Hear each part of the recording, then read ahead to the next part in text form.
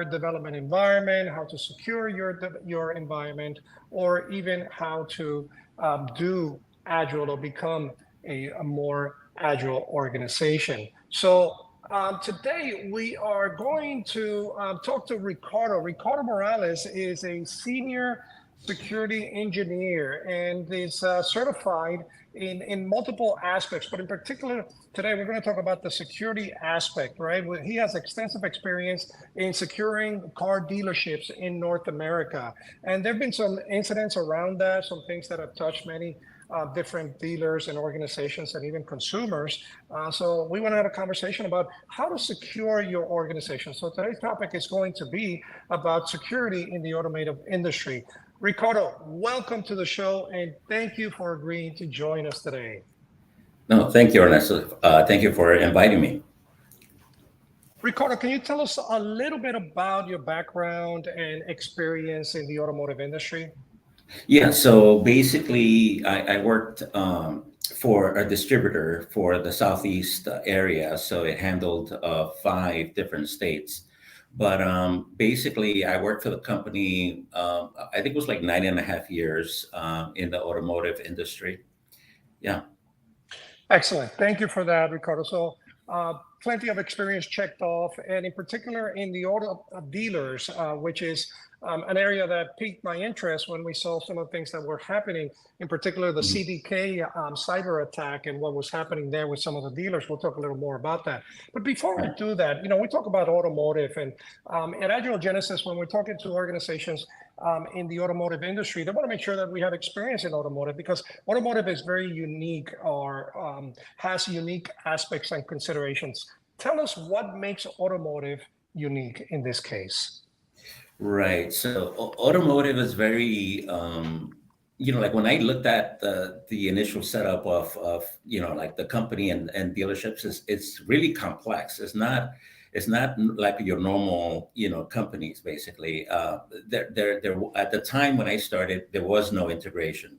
They're starting to have more integration and using SSO now, but it's really that industry is very slow to actually move to new technologies. So that was the unique thing that I noticed, is that, like we had plenty of users that had, like 15 IDs and passwords that they had to deal with in a normal day. Yeah.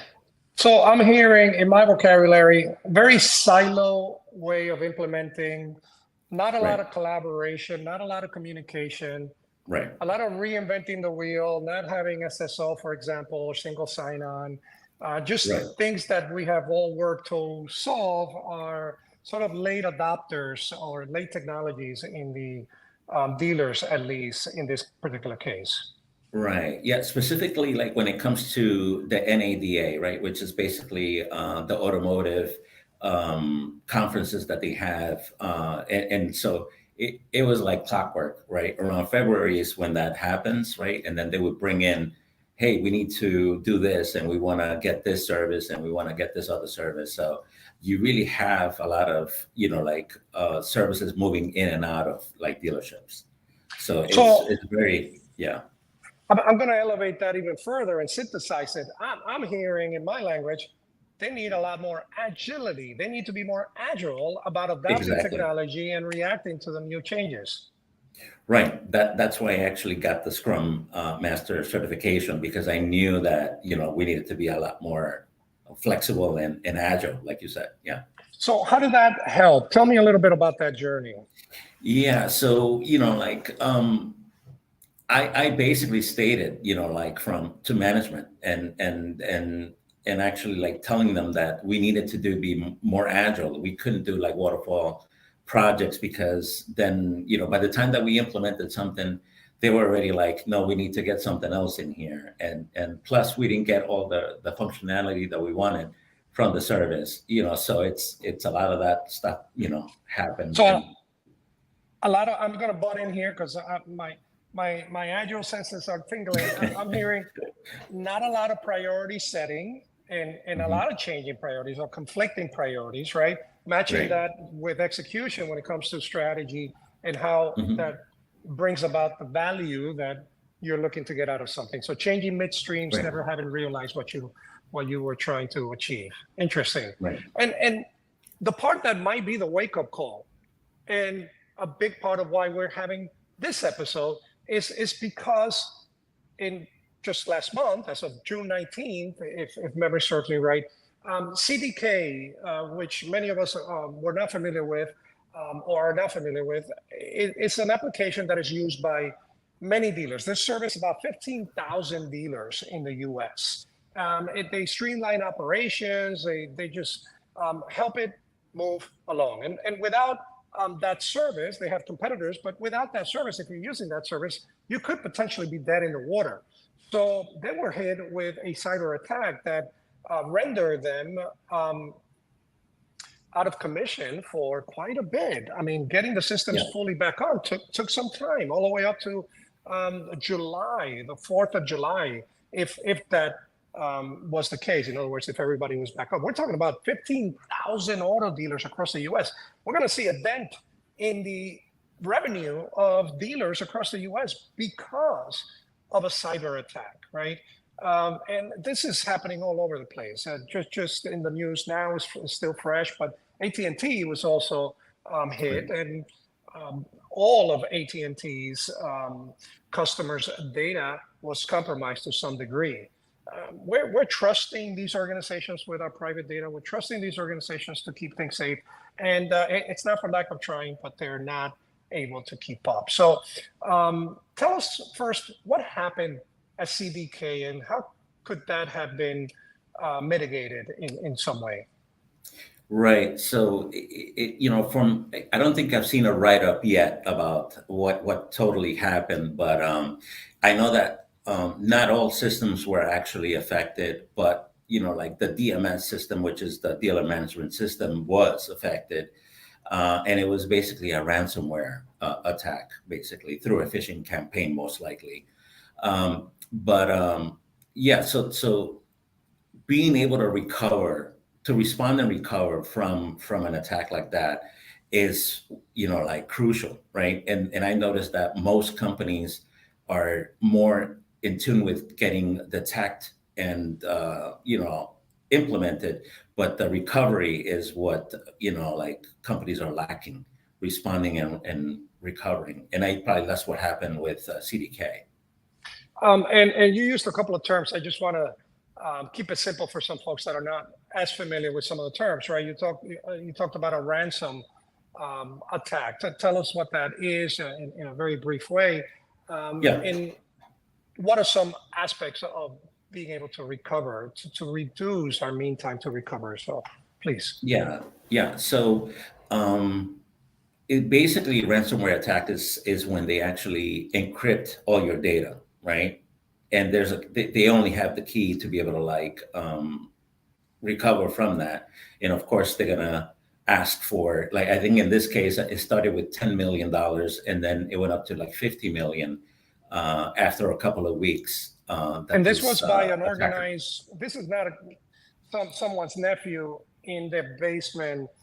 This is an organized attack. These guys they were identified as being the Black Suit group, and they were a spin-off from this Russian link hacking, the Royal Locker. Right. So this is a very, very lucrative industry that has very well organized bodies at this point. Right. They basically, what they're doing is that they're offering ransomware attack as a service, right? So they already have everything set up, and then all they need is someone that wants to attack to engage their services, and they pay for it, and then they can do whatever they want after that. And they don't really care who they attack or what, as long as they get paid, right? And you also use a second term there that I want to clarify. You use the term phishing attack, right? Mm-hmm. You and I come from the days of infrastructure, networking, high-level security, encryption, firewalls, and we're looking at the front line, and we've got our bases covered. We've got all of our securities. All our systems are up to date. And then Joe in the corner gets an email that is asking him to click in order to be able to join a raffle that is happening, and now our data is exposed. Tell us about what is phishing and how is that impacting companies today? Yeah, like I kind of like equate that like what's happening with like in Russia and Ukraine, right? Like Ukraine is actually using drones to like drop grenades on unsuspecting military targets, right? That's exactly what a phishing is basically is going over the protection lines, and they're basically dropping a grenade in the middle of your environment. Basically, they bypass everything through phishing campaigns. Yeah, these guys are no dummies too. They're extremely Yeah. creative, right? Looking for typos, trying to figure out the context of the fact that I don't have a uncle in Kenya that I need to send money to. Those days are gone. These are very, very sophisticated impersonations Oh, or forms of yeah. phishing. Yeah, especially because now AI allows you to basically create, like an email campaign basically that looks like a banking industry, like type of email. Hey, like we noticed that there was a withdrawal, do you want to take a look at this? And they basically give you a link, and that's it. That's all it takes. Yeah, we have a question on Rick. It might be a little out of the technical content, but relevant. Can dealerships afford to be out for several months, and can they pay the salespeople?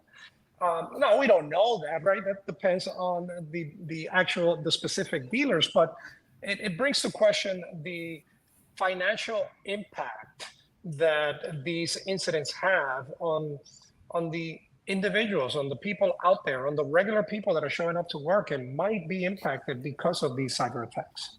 Right. So one thing that I recognize that it was kind of unusual is that dealers, right, they actually have to pay for the vehicles. It's basically they actually rent the vehicles, so they don't have to put up the money up front, but they basically they're paying for having the all the vehicles in their dealership. So that's a monthly cost that they have to pay, right? And also paying everybody if they have no revenue coming in because they couldn't do sales, or specifically really is service cars, right? Because that's really where the money is in dealerships.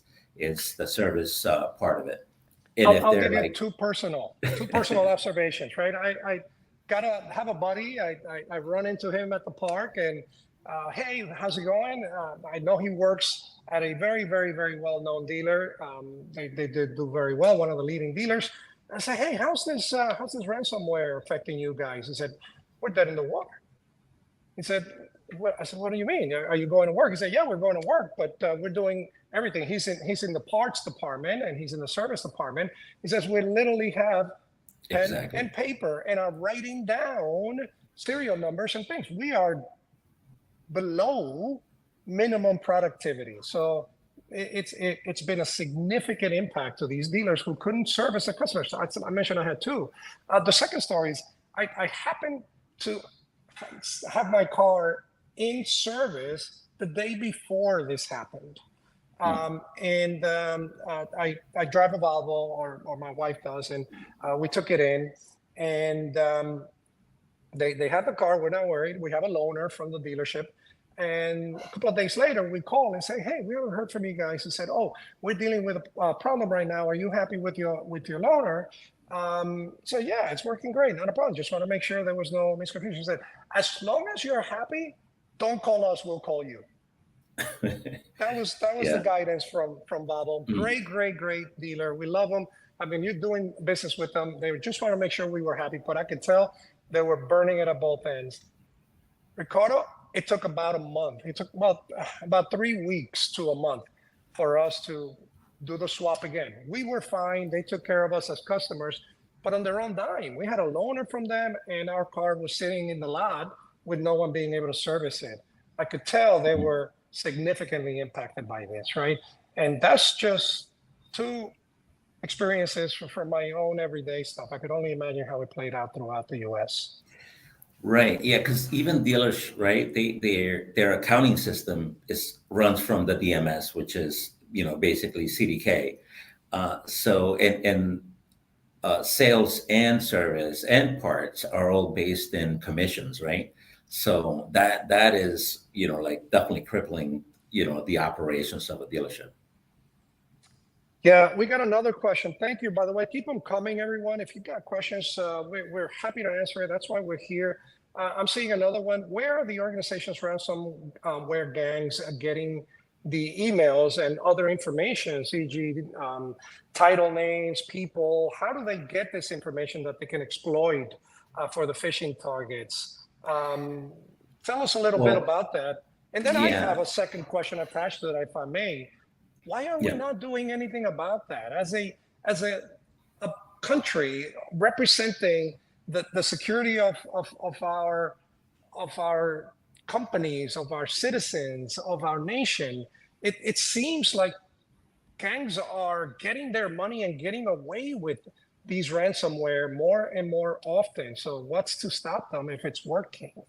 So that was a right. two and a very loaded set of questions. I'll pass it over to you, Ricardo. Yeah. So basically, what we notice is that a lot of people use like their corporate email to for whatever services. They'll use their um, email for like registering to X, or Facebook, those type of things, right? And when they have breaches, then now they have their ID, and they could be using the same password that they're using at work. So those are the type of things that we see happening.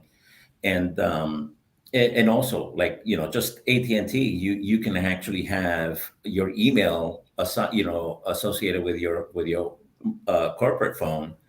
Then that basically gives them an ID, or a UPN, really, which is an email address. So that's how they get, people in titles and stuff like that. And as you mentioned, it's no longer a single human there trying to connect the dots. There's a Exactly. lot of automation now being put into this. There's a lot of money involved, and the bad actors are putting some of that money, reinvesting it into growing their capabilities. There is AI that is essentially trying to figure out how to connect this information and exploit. There is automation. There is getting through the different multi-channels that you might be connected to that allow them to piece some form of information together. Essentially, they're scavenging and putting the pieces together. Right. Right. Yeah.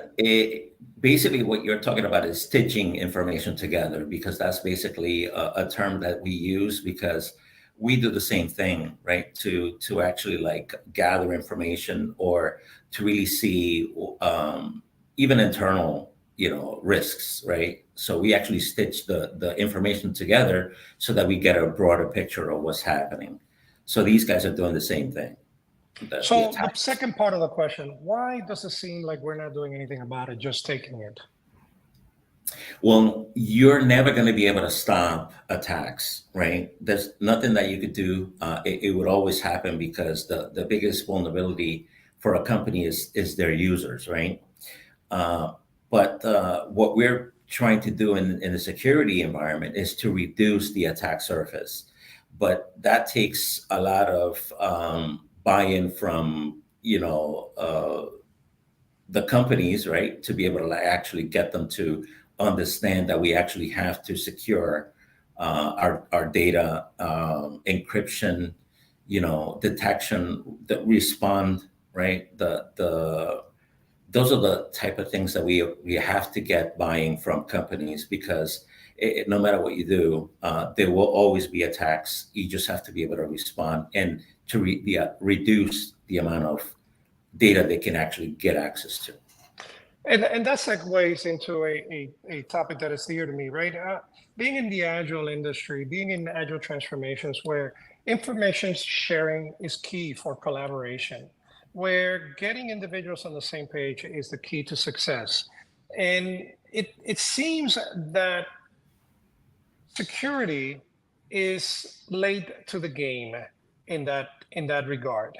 That being an information sharer is actually a weakness by definition for a security officer. So number one is more difficult to get access to information that will keep me safe. What are those policies? What are those things? There seems to be a keeping your cards close to the chest in the industry. Um, and understandably so, right? For me to give you Hmm. information about how to do something is for me to tell you how to exploit it as well. So the idea of collaboration, the idea of agility being a strength and not the opposite in a security environment. Tell us about that. What are some effective agile strategies that can be employed to mitigate security threats? What, as a CISO, as a security officer, what would you advise individuals in that regard? Yeah, I've noticed that a lot of companies, even when you're looking for a position, right? Like looking to fill a position, if you start putting in that you need a security expert in specific tools, you're actually giving away all your secret sauce that's stopping people from actually like hacking you. So if you're giving that type of information, you are almost like shooting yourself in the foot, because the attackers are actually viewing those new roles that are coming in, those opportunities, and they get a lot of data just from gathering that type of information. So that would be one of the things that I would start saying to HR, like, let's not put, like specifically, like what tools we use. We want concepts. Yeah, we can say, we want you to come in with this type of, knowledge or information, but not specific tools. That's a mind bender, right? That's saying Yeah, that because I went to buy a lock, it's telling the thief that I have a weak door that it's easy to break into my house, so to right. speak, right? I'm trying to be Exactly. proactive and do something about it, and at the same time, I'm advertising that I am not Right. the strongest out there. That's concerning. So, what about the agile aspect? Tell us about how that might be able to help, if it can, in this particular Yeah, crisis that yeah. we're having. So now dealerships are starting to build their own systems when it comes to integrating, I guess, into like their DMS system.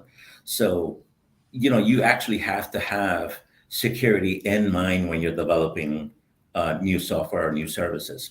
So that is where Agile comes in, because you have to be able to like cover all the areas when it comes to um, bringing the right tooling or the right processes that you want this service to provide, but also to actually have security in mind, because the code has to be secure.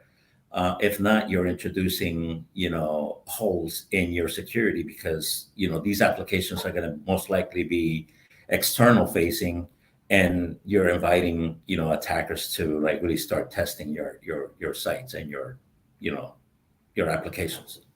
So synthesizing that, you're saying you're saying more integration, more collaboration. I'm hearing DevSecOps, right?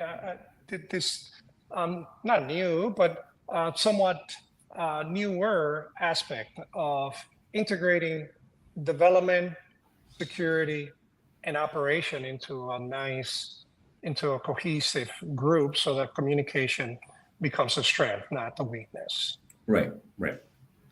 Yeah. So, now also when you have cloud services running, right, it is crucial to have security in mind when you're developing and you're creating new services, because um, configuration problems in the cloud can just render your security, inoperable, or you're not really securing anything, because you have to make sure that that's actually implemented correctly.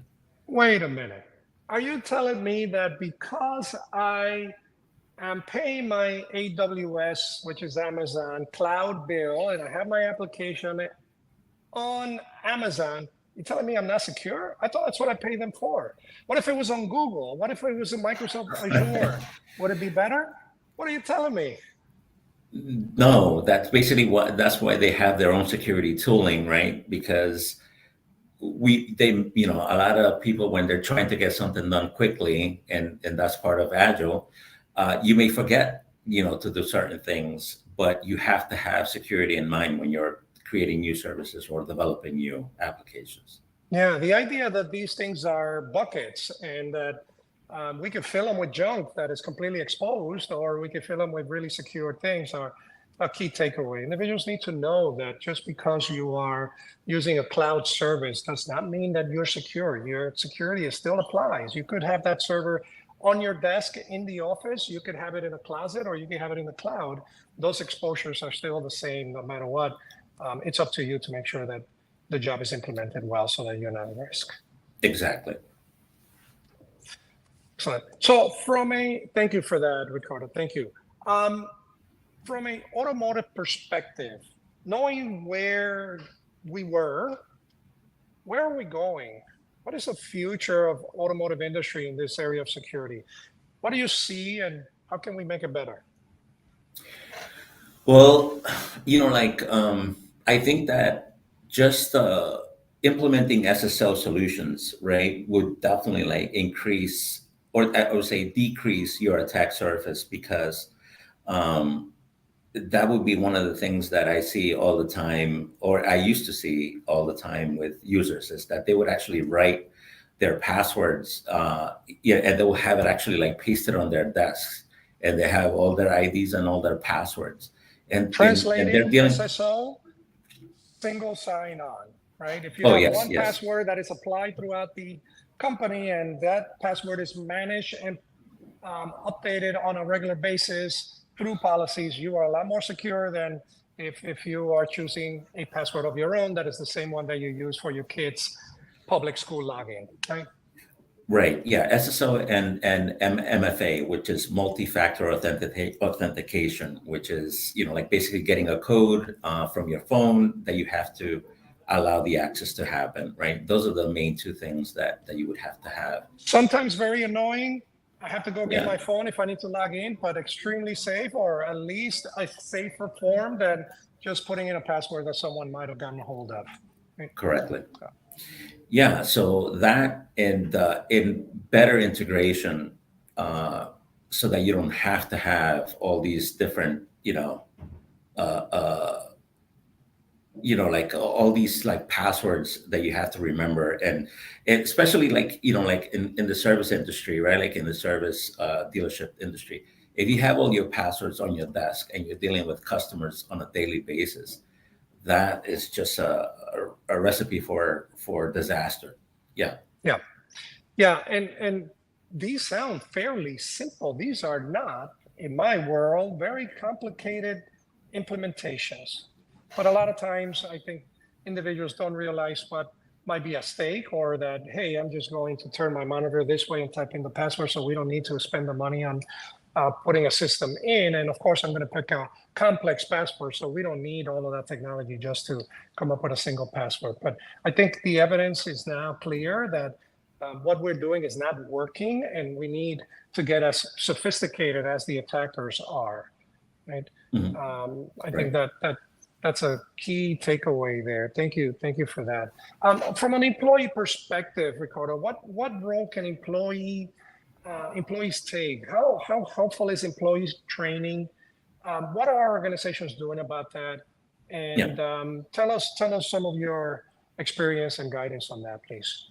Yeah. So basically, what we do in our industry is create phishing campaigns, for our employees, because we need to get them to understand what to look for, right, in these emails. But they don't really know that it's actually an actually phishing campaign.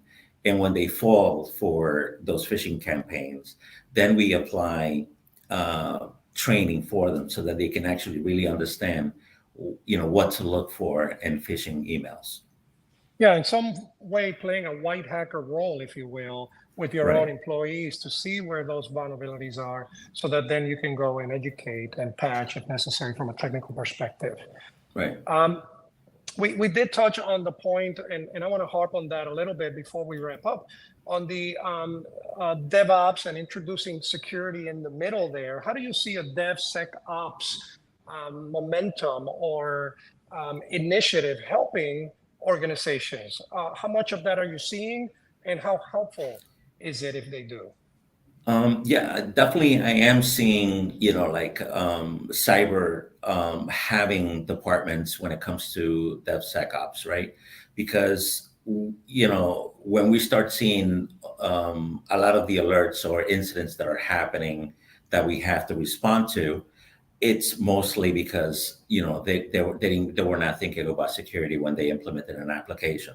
So that is something that is definitely revving up in all industries that are actually developing applications.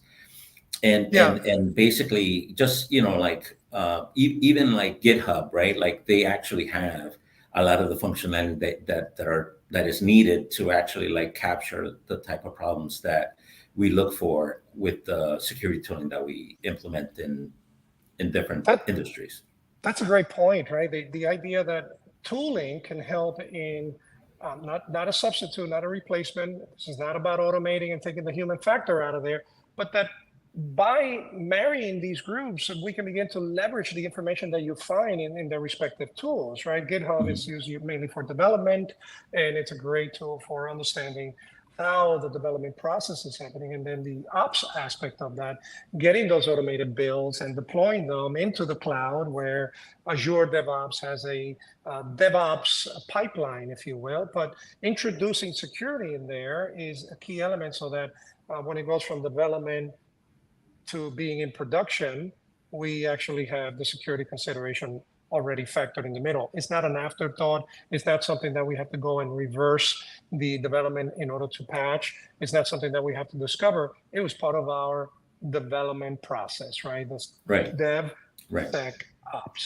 I love that. All right. Well, Ricardo, I think we're up against time. We had 30 minutes today for this session. I really want to thank you. Just like the exposure of information or holding the card's chest or the cards close to one's chest, it's just as difficult to talk to experts because of the particular sensibility of this information. And you were able to tread that very well, giving information to individuals that can use it, of course, without exposing any potential sensitive information that can lead to something else. And we're really grateful that you were able to join us and that you provided that material. If folks have questions, this will be also available offline, so feel free to continue to chime in with your thoughts. And maybe in the future, Ricardo, we'll have another session based on what Yeah, we discussed here and a recap. I'll be happy to. All right. Thank you very much, Ricardo. Have a great day. All right, you too. All right, take care. Bye-bye. Bye.